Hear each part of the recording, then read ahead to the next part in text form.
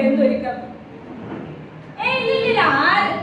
നാട്ടുകാരും ബന്ധുക്കാരെയൊന്നും അറിയിച്ചില്ല. ഇനി ആരാധനെന്നും പറഞ്ഞ് എല്ലാരും കൂടി ഇങ്ങോട്ട് തള്ളി കയറുവരും. അവളൊരുക്കി കഴിഞ്ഞു. അവക്ക് ആകെ ഒരു ചുരിദാറൊന്നും ഒരു പൊട്ട് വെക്കണം, അത്ര തന്നെ. ഓ ശരി.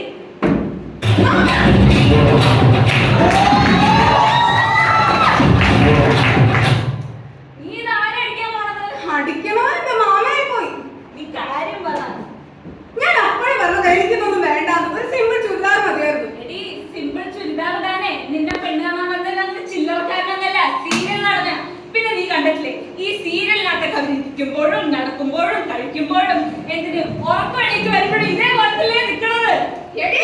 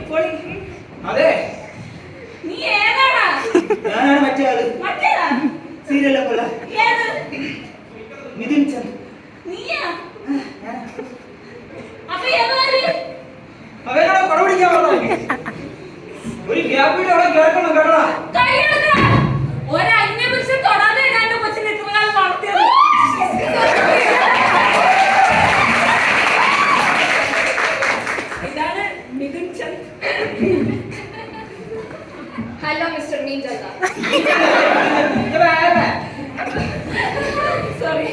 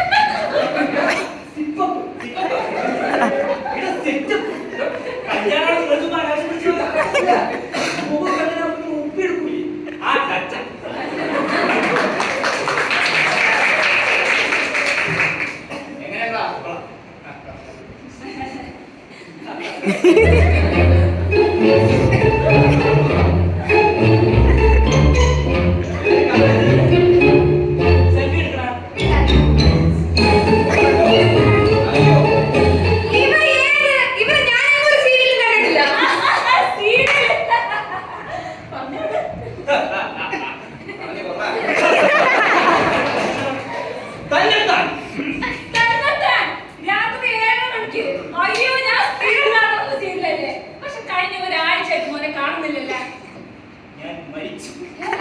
മരിച്ചതല്ല, കൊന്നതാ. അതെന്തുപറ്റി? പിന്നെ ഒരു സീൻ തന്നെ അമ്പത്താളിലേക്ക് എടുത്ത് അമ്മമാരെ വെച്ചോണ്ടിരിക്കും. അപ്പൊ തന്നെ മലയിട്ട് നിൽക്കുന്നു. എനിക്കുണ്ട് വായന കഴിവുകളാ. മോള് ഭയങ്കര തമാശക്കാരിയാ. മോന് കൊച്ചിനോട് നിനക്ക് സംസാരിക്കാൻ അറിയില്ലേ? എനിക്ക് കുട്ടിയോട് സംസാരിക്കാനുണ്ട്. അതിന് വേണ്ട ചില കാര്യങ്ങൾ നിങ്ങൾ കേൾക്കണം. ഈ സീരിയലൊക്കെ കാണുന്ന സിനിമ സുഹൃത്തെ, അങ്ങനെ അങ്ങ് അപമാനിക്കരുത്. എന്റെ പുതിയ സിനിമ ഓടെ കാണുന്നുണ്ട്. അതെ, അണ്ണന്റെ ഒരു മാസമാണ്. അല്ല മോൻ സിനിമയിലേക്ക് നേരിട്ട് കയറിയതാണോ അതോ കുടുംബ പാരമ്പര്യത്തിലേക്ക് ഇല്ല, കയറിയതാണോ? ഞാൻ ഇടവഴി വന്നതാ. സുഹൃത്തെ, ഒരു കാര്യം മനസ്സിലാക്കണം. ഞാനല്ല അത് സിനിമയിൽ വന്നത്. എന്റെ ഗ്രാൻഡ് ഫാ അച്ഛനെ ഇനി ഇത്രയൊക്കെ പറഞ്ഞു വേണം. ആക്ച്വലി എന്റെ അപ്പൻ ഭയങ്കര സംഭവം. ചെമ്മീൻ സിനിമ അറിയത്തില്ലേ? ചെമ്മീൻ സിനിമയിൽ വർക്ക് ചെയ്തതാണ് എന്റെ അപ്പൻ. ചെമ്മീൻ സിനിമയുടെ ഡയറക്ടർ ആരാ? രാമു കാര്യം. അല്ല, രാമു. ഞാൻ അങ്ങനെ വിളിക്കാറുള്ളൂ. സംഭവം എന്ന് വെച്ചാൽ ചെമ്മീൻ സിനിമ നടന്നുകൊണ്ടിരിക്കുകയാണ്. കടപ്പുറല്ലേ, ഭയങ്കര വെയിലല്ലേ. പെട്ടെന്ന് സിനിമ നിലച്ചു. രാമു കളഞ്ഞിട്ട് പോയി. മധുസാറിങ്ങനെ ഇനിയിപ്പോ എന്തൊക്കെ ചെയ്യുമ്പോഴേ സത്യം മനുഷ്യനെ അയ്യോ എല്ലാം പോയി. ശീലമ്മ കടൽ നോക്കി അയ്യോ ഇനിയിപ്പോ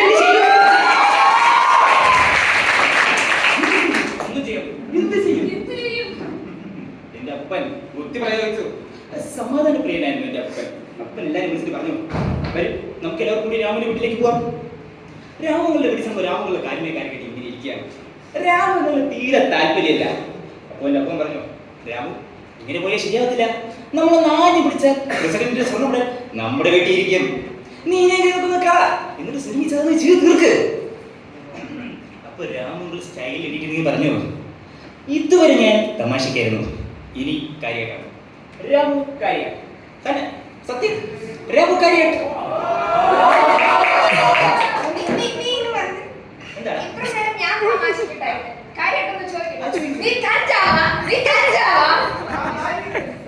ചുമ്മാ ആവശ്യം പറയല്ലേ? നിങ്ങളേതായാലും ഇവിടെ വരെ വന്നതല്ലേ? മോ കൊച്ചിനോടൊന്നും എടുക്കാൻ സംസാരിക്കും. ഞാൻ വിഷയത്തിൽ നിന്ന് തെന്നി മാറി. കുട്ടിയുടെ ഒരു 2 വാക്ക് പോലും ചോദിച്ചില്ല.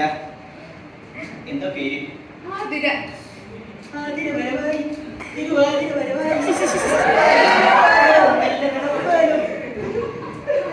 വിദ്യാഭ്യാസത്തെ കുറിച്ച് ചോദിക്കാൻ പറഞ്ഞു. ഏതൊരു പഠിച്ചു?